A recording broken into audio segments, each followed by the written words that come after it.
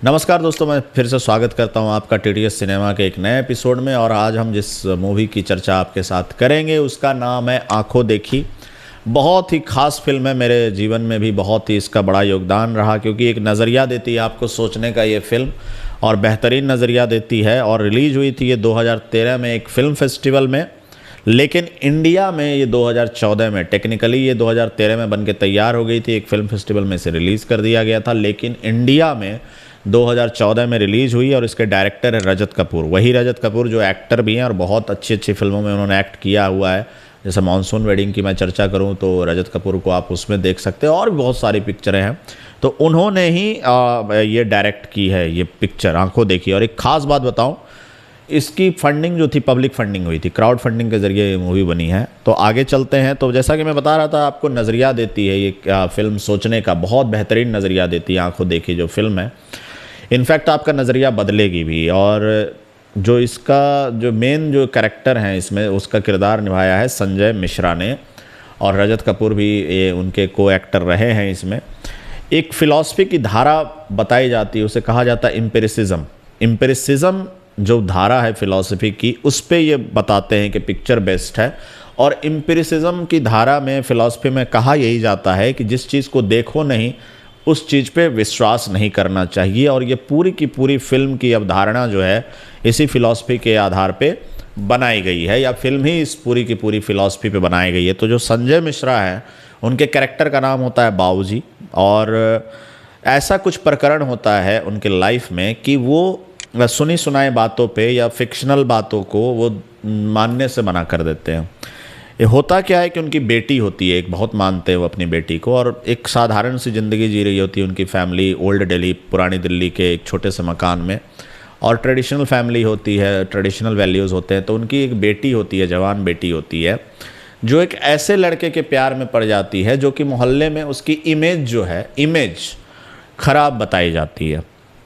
और सभी लोग चाहते हैं कि बेटी किसी तरीके से उसके साथ ना जाए या उसके प्रेम में ना पड़े, उससे थोड़ी दूर हो जाए।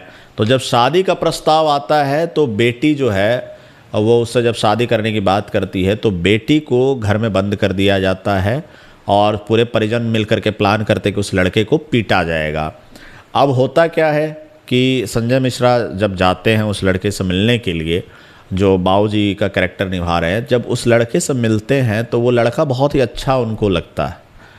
तो उन्हें ये रियलाइज़ होता है कि शायद मैं दुनिया जो किसी के बारे में सुना रही थी बातें या कह रही थी बातें, सिर्फ उन्हीं बातों को वो सच मान बैठे थे, और उन्हीं के आधार पे उस लड़के को जज करके वो ख़राब लड़का बता रहे थे। तो ये प्रकरण जो होता है उनकी लाइफ में एक बदलाव लाता है, और उन्हें लगता है कि उनको सुन करके बातों पे यकीन करने की बजाय, जब तक अपने आँखों से देख न ले चीज़ों को, समझ न ले, परख न ले, तब तक किसी बात पे यकीन नहीं करना होता है।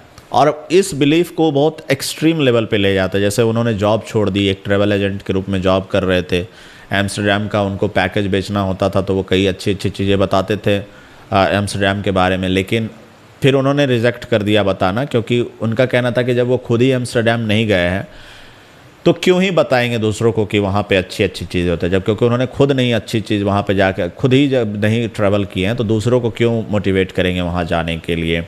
तो इस तरह की चीज़ों की वजह से जब इस चीज़ को एक्सट्रीम लेवल पे ले जाते तो उनकी फैमिली उन सब चीज़ों का विरोध करने लग जाती है। लेकिन कुछ प्रॉब्लम्स आती हैं उनकी लाइफ में इसकी वजह से, जैसे फैमिली से अपोजिशंस फेस करनी पड़ती है, मोहल्ले वाले भी कभी कभी इनको पागल की संज्ञा दे देते हैं। लेकिन काफ़ी इंटरेस्टिंग चीज़ें भी होती हैं धीरे धीरे, क्योंकि बहुत ज़्यादा जेन्युइन होने लगते हैं वो, तो उनकी जो ऑनेस्टी होती है वो लोगों को अट्रैक्ट करने लगती है, और काफ़ी कुछ लोगों को उनके सलाह से फ़ायदा भी होने लगता है। तो इसी तरह से उनकी जर्नी आगे बढ़ती है। शादी भी वो अपनी लड़की की उसी लड़के से करते हैं जिसे समाज में ख़राब बताया जा रहा था, लेकिन बाबूजी जो कहते हैं वो लड़का अच्छा है तो उनके साथ तो उसकी शादी कर देनी चाहिए। कुल मिलाकर के उनका जीवन बहुत अच्छे तरीके से चल रहा था और परिपूर्ण जीवन जी रहे होते हैं।